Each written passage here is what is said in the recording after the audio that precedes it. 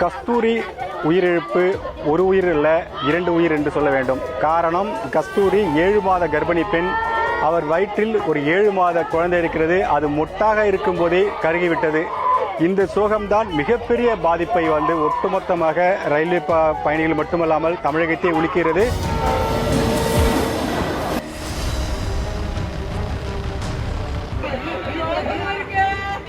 அம்மா, இந்த சோகம் விவரிக்க முடியாத அளவுக்கு மிகப்பெரிய சோகமாகத்தான் நாங்கள் பார்க்கிறோம். இனி ஒரு காலங்களில் இதுபோல் தவறு நடக்கக்கூடாது என்பதாக மீண்டும் மீண்டும் உங்களிடம் இந்த கேள்வி முன்வைக்கிறோம். அங்கு என்ன நடந்தது?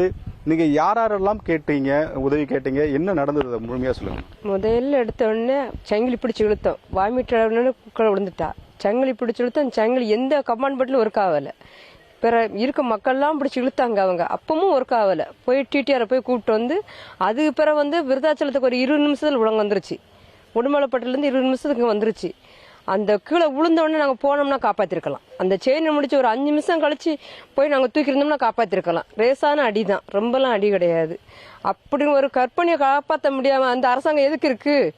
இந்த மாதிரி எதுக்கு இருந்திருக்கு அரசாங்கம்? ட்ரெயின் எதுக்கு விடுதான்? தூரம் நிப்பாட்ட வேண்டிய ட்ரெயினு தன்னால ஒரு கற்பிணி தன்னால அழுது செத்தனது. இங்க இருந்து 8 கிலோமீட்டருக்கு நாங்க நடந்து ஓடணும்.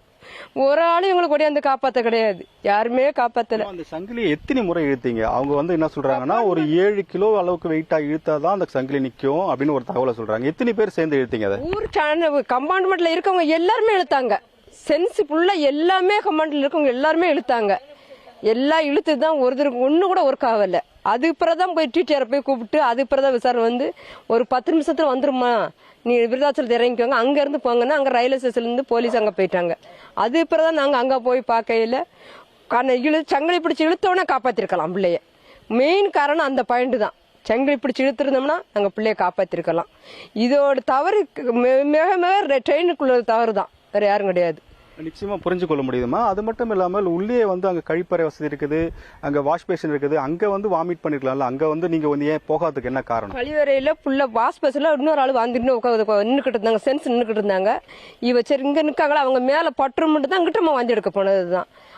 கை தவறி சில்பாயிருச்சு கை. அந்த அன்னைக்கு தான் போய் விழுந்த ரேசான அடிதான். ரொம்பலாம் கிடையாது. கை காலெல்லாம் எதுவுமே அடி கிடையாது. ரேசான தலையில அடிதான். ஆனா விழுந்துறதுமே நாங்க நிப்பாட்டி சங்கினை பிடிச்சி நிப்பாட்டிருந்தாங்கன்னா போய் நாங்க காப்பாத்திருப்போம். எந்த பெரிய ஹாஸ்பிட்டல் வச்சு நாங்க காப்பாத்தி நாங்க கொண்டு வந்திருப்போம்.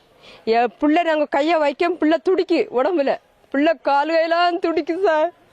கைய வச்சோன்னா அப்படி ஒரு பிள்ளை துடிக்கி. நாங்க துடிச்சு பார்த்த உடனே நாங்க அழைச்சோம் சார்.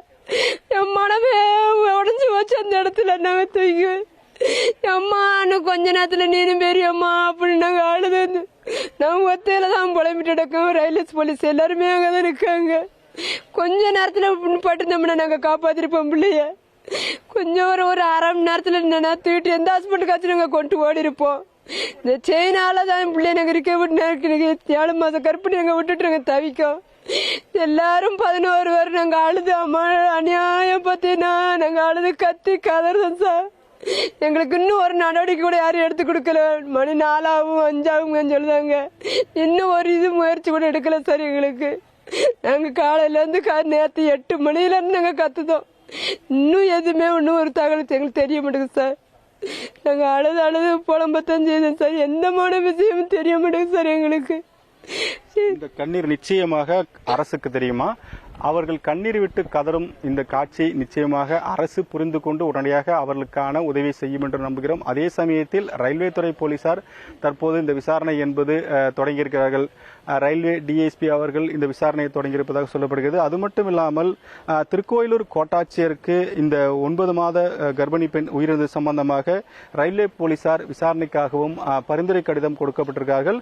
அவரிடம் தொடர்பு கொண்டு கேட்டதற்கு இந்த பரிந்துரை கடிதத்தின் அடிப்படையில் விருத்தாச்சலம் ஆர்டிஓவுக்கு இதை நாங்கள் அனுப்ப திட்டமிட்டிருக்கிறோம். அவர்தான் நேரடியாக விசாரணை செய்வார். நாங்கள் விசாரணை அறிக்கையை பெற்று அதன் பிறகு இது சம்பந்தமாக நாங்கள் நிச்சயமாக நடவடிக்கை எடுப்பதாக அவர் தெரிவித்திருக்கிறார். தெரிவிக்கிறார். இப்படி இருவேறு கோணங்களில் ரயில்வே துறை போலீசாரும் விசாரணை மேற்கொண்டு வருகிறார்கள். அதே சமயத்தில் கோட்டாட்சியரும் விசாரணை மேற்கொண்டு வருகிறார்கள். எது எப்படியாக இருந்தாலும் நேற்று அந்த ரயில் முன்கூட்டியாக நிறுத்தப்பட்டிருந்தால் சில மணி நேரத்தில், அதாவது ஒரு சில வினாடிகளில் அது நிறுத்தப்பட்டிருந்தால் நிச்சயமாக காப்பாற்றலாம் என்ற நம்பிக்கை அவர்கள் தெரிவிக்கிறார்கள். அந்த நம்பிக்கை எழுந்த காரணத்தினால்தான் தற்போது ரயில்வே துறை மேலும் பல்வேறு விதமான சந்தேகங்கள் நாம் எழுப்பும் ஒரு காரணத்துக்கு தள்ளப்பட்டிருக்கிறோம். ஆனால் ரயில்வே துறை கேட்டதற்கு அவர்கள் அங்கு 2-3 கழிப்பறைகள் இருக்கிறது, அதையெல்லாம் பயன்படுத்தாமல் ஏன் அவர் படிக்கட்டுக்கு சென்றார் என்ற ஒரு கேள்வியை முன்வைக்கிறார்கள். அவர் கேள்வியில் சரியாக இருந்தாலும் ஒரு உயிரிழப்பை தடுப்பதற்கு முக்கியமாக சொல்லப்படும் காரணம் உடனடியாக நடவடிக்கை மேற்கொண்டிருக்கலாம் என்ற ஒரு காரணத்தை தெரிவிக்கிறார்கள்.